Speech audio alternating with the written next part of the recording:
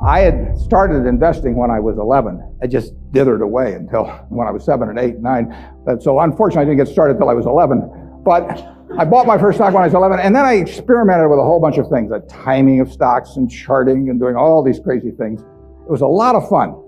Profitless, but a lot of fun. And I did that until I was 19. And I read all the books on investing in the public library, and I ate it up. It was fascinating to me, but I had no framework.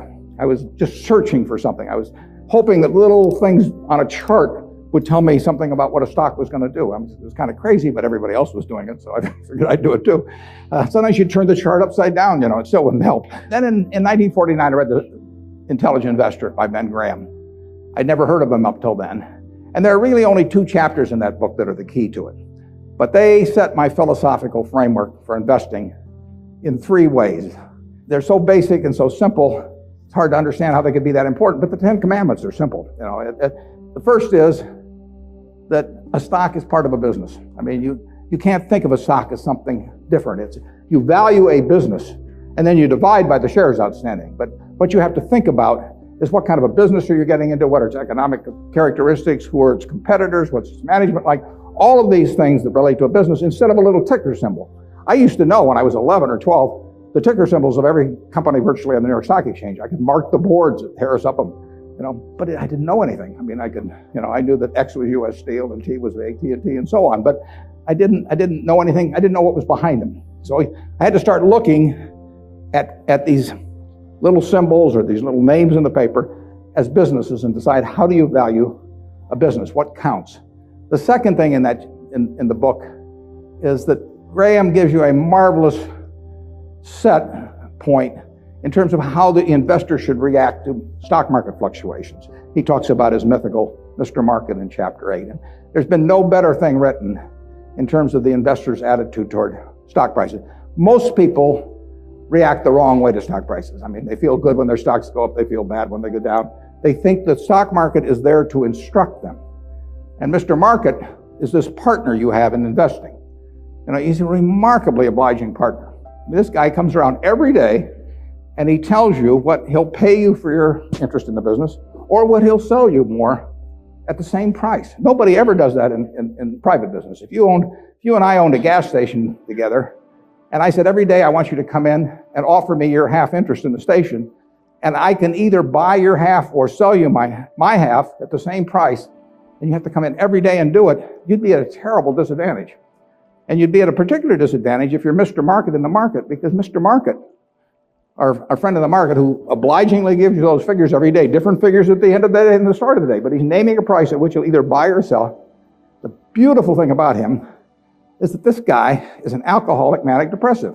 I mean, he is as unsound as they come. He wanders around all day, and looks at the crazy things, and he's going to name all kinds of crazy prices. And you don't have to pay any attention to him, except when it's to your advantage to do so. If that's once a year, if it's once every 5 years, it's one stock out of 3,000. All you have to do is sit there. You have no moral responsibility to this jerk. He is naming these numbers. You didn't ask him to, but he's doing it. And all you have to do is pick the one time when he is particularly depressed or particularly manic or particularly drunk or whatever it may be. And the market will be all of those things. And you take advantage of it. And that's what's remarkable about stocks, if you think about it, is that if you look at the high and low on all of these American companies for the last year, you'll see case after case after case where the high is twice the low. Now that's for a sound American business, is running along, paying people, selling goods, and so on. If you go out and look at farmland 10 miles from here, there's no way in the world over a year that the farmland is going to range in value from X to 2X. It maybe go from X to 110% of X or vice versa. If you look at an apartment house near here and figures on essentially apartment houses like that over a year, it won't move 10% in a given year. But here are the finest of American businesses, and people just name these numbers that go all over the place. And you don't have to play, except when you want to.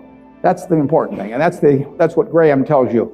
The market isn't there to instruct you, to tell you anything. The market is there just basically to serve you when you want it to serve you. One of the most important things to remember in stocks, very hard to do, but people have all these feelings about it. The stock doesn't know you own it. You're sitting there with these certificates for Berkshire, the company doesn't even know you own it, and the stock doesn't. It's trading now, and they don't know you own it. So it has no feelings about you. I mean, you've got all these feelings about it, but it's just part of a business. If Berkshire is worth 75,000 times 1.5 million shares, roughly 110 billion or something like that, it's a good investment. If it isn't, it's a lousy investment, and you have to value the business. And Graham, it's amazing, but people don't do that in Wall Street. You hear price targets or that kind of thing, but you'd see no one write a paper that says, here is the nature of this business over the next 20 years. What should that business sell for? Forget about what it's selling for. In fact, one of the things I always like to do when I'm looking at investments is I like to look at them without knowing the price. Because if you see the price, it automatically has some influence on you. If you just sit down with the reports, if I get an idea about looking up a company and I get the 10Ks and so on, I would rather not know the price because I'd rather value it without knowing the price. When I used to handicap horses when I was a kid, one of the things I would do is I'd get the racing form ahead of time. And if there were 9 horses in a race, we'll say, obviously the probabilities of each one winning the race had to add up to 100%. I mean, one horse was going to win the race absent a dead heat or all of them dropping dead on the backstretch. So if you went through the racing form and I would look at the third race at Hialeah, I would try to figure out the percentage chance of each horse winning the race, and that had to add to 100%. Then I would compare those percentages to the odds. But first of all, I wouldn't look at the odds first. I would look at the past performance and all of that thing first. Stock market's the same way. Third thing in Graham's book is the margin of safety. If you come up to a bridge and it says capacity 10,000 pounds and you're driving a 9,800 pound truck, you drive down further and find another bridge. I mean, nobody knows exactly what that capacity is, and sign may have been put up 3 years ago. So you always leave a margin of safety.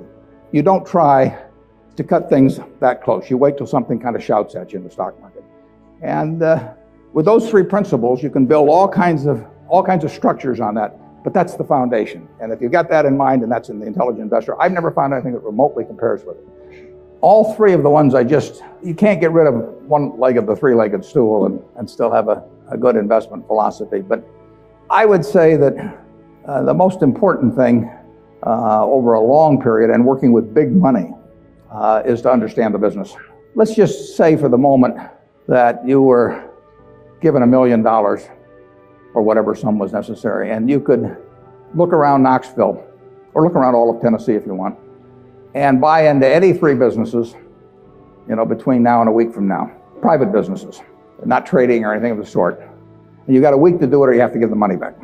What will you be doing during the next week? I mean, you can look at all these companies. Some of them you're quite familiar with. Some of them you're less familiar with. Some of them you know by reputation. Some of them you know the management. Some of them you don't. You know their competitive situation. What will you be thinking about during that 7-day period? How will you actually be screening these companies out? I think you'll look for 3 businesses, and you can't trade them after you buy them. You're going to own them the rest of your life. You're going to be looking for businesses that have enduring competitive advantage.